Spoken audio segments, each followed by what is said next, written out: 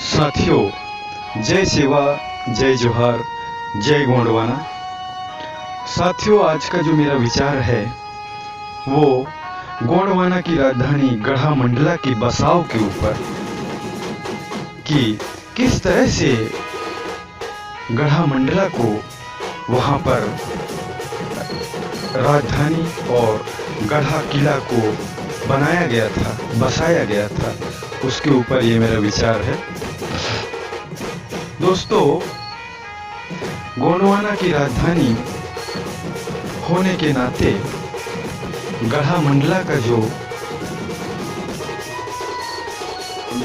किला है वो बनाया गया, वो बहुत ही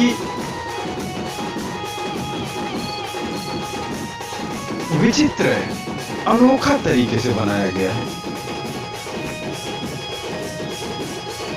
शानदार, बिल्कुल सोच भी नहीं सकते हम कैसे दिमाग हमारे राजा महाराजा रखते थे। मैं संक्षिप्त रूप से आपको बताने का कोशिश किया हूं। दोस्तों, गढ़ा मंडला का जो गढ़ी है, जहां पे मेन किला हुआ करता था, राजधानी हुआ करता था, जहां पे रघुनाथ शाह जन्म लिए थे, वहाँ बहुत बड़ा किला, महल, आलीशान राजघराना हुआ करता था। बहुत बड़ी बड़ी महल हुआ करते थे, आज भी टूटे फूटे अस्तित्व में है वहाँ। तो जिस जगह में ये बना है ना, उस जगह को, जो हमारे गोंडवाना का पवित्र नदी नर्मदा नदी है ना, नर्मदा नदी, इसने 3 तरफ से सुरक्षा कवच रूपी घेरा डाला है, 3 तरफ से। और जहां पे गढ़ा है, उसके तीनों कोनों को बीच से एक नहर निकाल दिया गया है। वो नहर आने की 3 कोनों को 4 कोने में बदल देता है। मतलब जो गढ़ा है वो चारों तरफ से अपने सैनिक और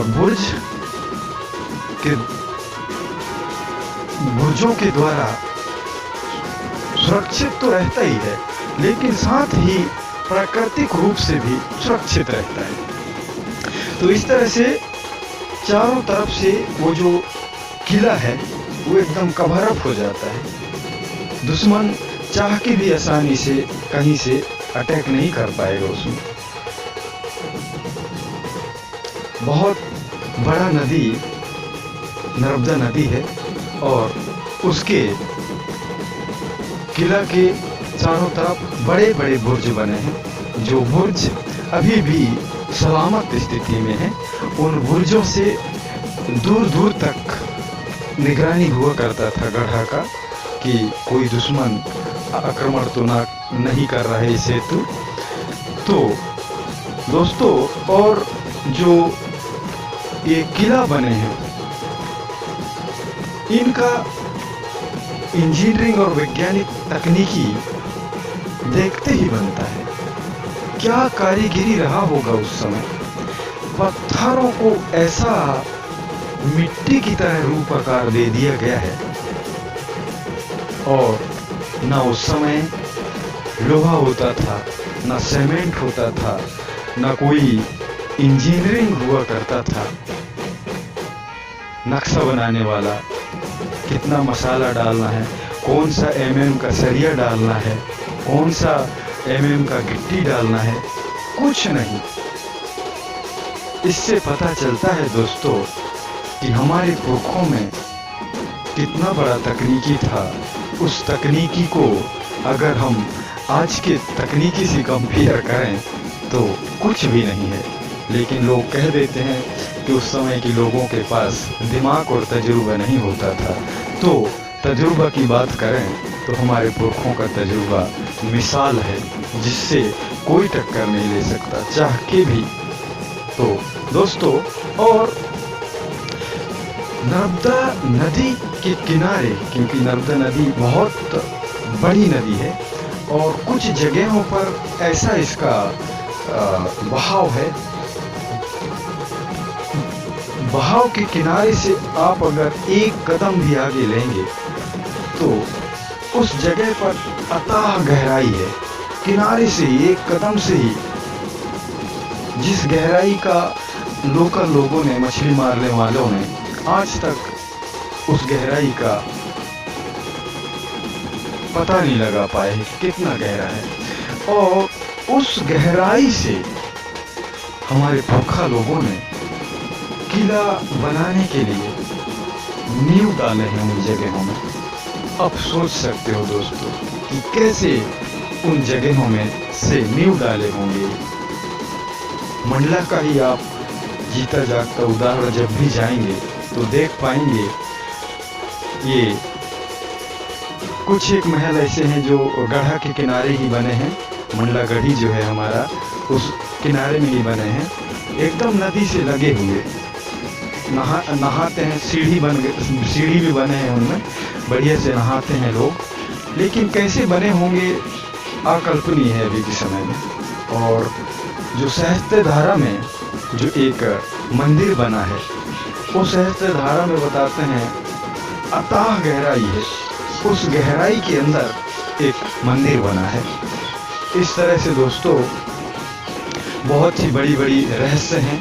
और गढ़ा मंडला का किला बहुत बड़ा रजवाड़ा होने के नाते चारों तरफ 150, 200, 50, 60, 30 किलोमीटर के दायरे में छोटे छोटे किला बने हैं। जैसे इमली गोहन में बना है एक मेढ़ा ताल में बना है, एक बिहर विद्दी घुघरी रोड में, और ये जो मेढ़ा ताल है ये बिछिया रोड में बना है, रायपुर जबलपुर हाईवे में।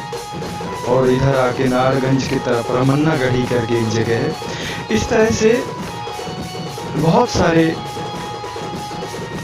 छोटे छोटे किला बने हैं और उनमें एक कुआं बावली बना है, यानी कि पानी के लिए। मुझे पुरखों के द्वारा बताया जाता है कि इन जंगलों के अंदर उस समय जंगल हुआ करता, आज भी जंगल हैं उन एरिया में, तो उनको शिकार करने के लिए राजाओं ने बनवाए थे कि जब शिकार करने जाते थे तो उनमें वो लोग रुकते थे, खाना नाश्ता वगैरह करते थे, धूप में आराम करते रहे होंगे, इस हेतु उनको बनवाया था। और इन जगहों में जाने के लिए ज़रूरत के मुताबिक अंडरग्राउंड रास्ता भी था, भूमिगत रास्ता। वो कैसा बना होगा? तो इनमें जो हमारे राजा महाराजाओं का जो मेहनत था ना, वो तो था ही, लेकिन इनके साथ जो हमारा फड़ा पैन का कृपा था ना, ये अटूट था। क्योंकि आज हम भले ही हमारे फड़ा पैन को ना जानते ना मानते हों, ये हमारा गलती है, लेकिन हमारे पुरखा फड़ा पैन को एकदम व्यवस्थित मानते थे, जैसा उसको मनाना चाहिए, जिस भाषा में, जिस रिवाज में, जिस तरीके से, पूरा उनको सिस्टम और कस्टम पता हुआ करता था। और यही कारण है कि फड़ा पैन उन्हें हर सुख सुविधा और अर्जी को सुनता था और करता था। और यही कारण है कि वो इतने बड़े बड़े महलों को बनाए हैं और राजपाट को चलाए हैं। अब ये तो रही गढ़ा मंडला की गढ़ी की बात। और कहते हैं कि कुछ लोगों ने इन किला और महलों को मिटाने के लिए कभी बुलडोजर लगा दिए। अभी तो बहुत ज़्यादा अतिक्रमण हो गया है, लोग किला के अंदर ही उनकी दीवार से सटा के घर बना डाले हैं वहाँ। ऐसा हर जगह हुआ है, लेकिन मैं बात कर रहा हूँ हमारे गढ़ा मंडला की।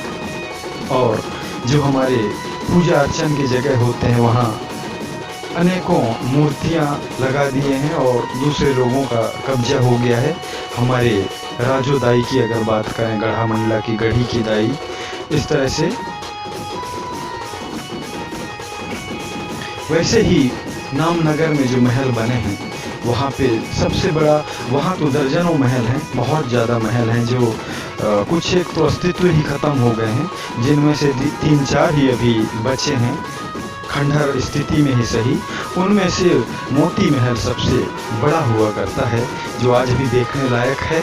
वहाँ का वृतांत मैं छोटा सा बताना चाहूँगा कि गढ़ामंडला की गढ़ी से एक अंडरग्राउंड रास्ता मोती महल में निकलता था।